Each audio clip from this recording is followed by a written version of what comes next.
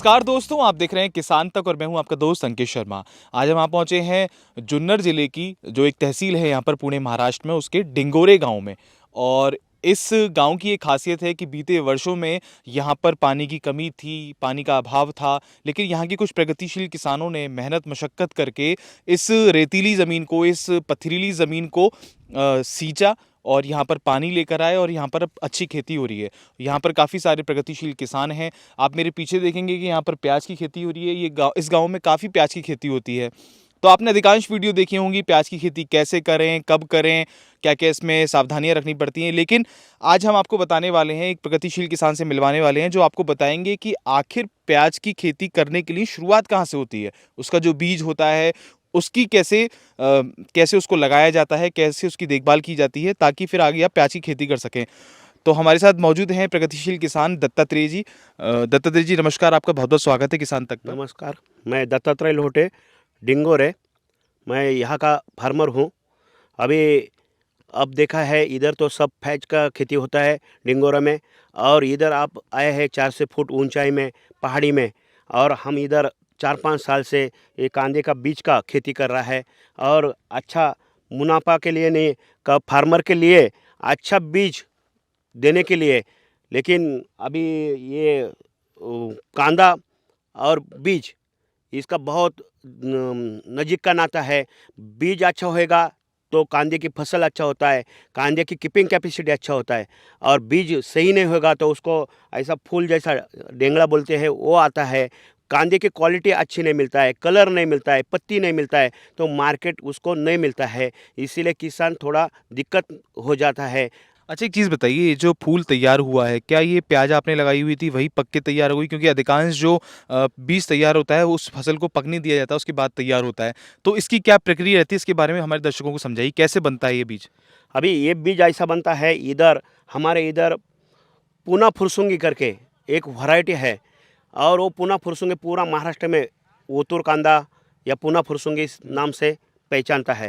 ये पूना फुरसुंगी कांदा जो होता है वो एकदम लाल डबल टिबल पत्ती वाला होता है। उसका साइज अच्छा होता है, उसका टेस्ट अच्छा होता है, उसका कीपिंग कैपेसिटी बहुत अच्छा है। वो रखने में 6-7-8 महीने तक बराखी में या किसान के किधर स्टोर में अच्छा तरह से टिक जाता है।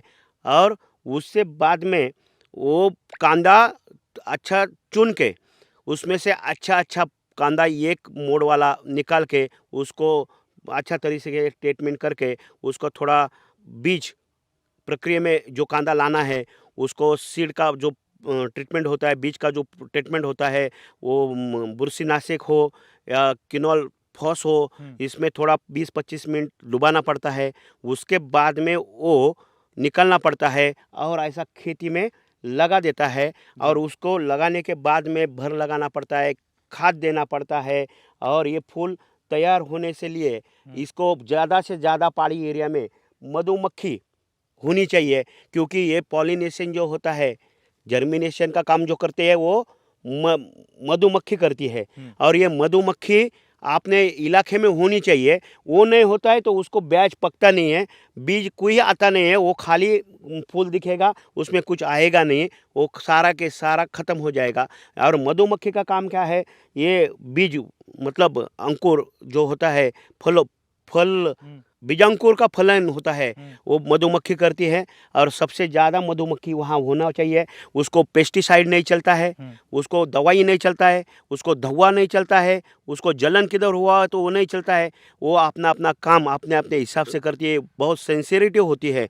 और वो मधुमक्खी के वजह से जिधर हम कम मक्खी है उसको केवीके के मार्फत राजस्थान या गुजरात या मध्य प्रदेश से हम वो मधुमक्खी की पेटी मंगवाता है। अच्छा। और उससे रख देता है, तो आजू बाजू के लगभग वो पुकेसर श्रीकेसर एक जगह करके हमको अच्छा बीज निकलता है।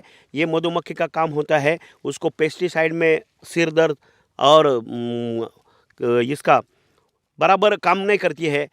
इसीलिए अच्छा तरह से वो काम होने के लिए उधर वातावरण पहाड़ी एरिया चाहिए, उसको पेड़ चाहिए, उसको फूल ज़्यादा से ज़्यादा आजू बाजू में ऐसा सूर्य फूल हो या। अच्छा, इसी कारण से आपने बीच में सूरजमुखी और ये सरसों और ये सब लगाया हुआ है? अभी ये क्योंकि लगाया हुआ है, इसमें मेन सूर्यफूल लगाया है, उसमें मेद ज़्यादा है, मेद पदार्थ उसको बहुत पसंद आता है, वो लेके जाती है। और वो सरसों में ज़्यादा से ज़्यादा फूल होता है, उसमें ज़्यादा से ज़्यादा गर रहता है, मध शहद रहता है, वो मध उसको मांगता है, इसीलिए वो ये हिसाब से इधर आती है और इसका भी प्रोसेसिंग या फल बीज उत्पादन हो जाता है। अच्छा, एक चीज़ और जानना चाहूँगा, क्योंकि अक्सर ये समस्या आती है हमारे देश के किसानों को जो प्याज करते हैं, प्याज बहुल क्षेत्र होता है जहाँ प्याज ज़्यादा होती है, कि प्याज का रेट नहीं मिलता है। तो क्या अगर वो बीज करते हैं, बीज पर काम करते हैं, इस पे सीड पे काम करते हैं प्याज के, तो आपको लगता है कि ये मुनाफे का सौदा हो सकता है और इससे भी किसान की आय बढ़ सकती है? ये इससे भी किसान के मुनाफा मिल सकता है, लेकिन उसका कैसा वो साइड में प्याज नहीं है चाहिए, उसको पेस्टिसाइड का कम वापर चाहिए।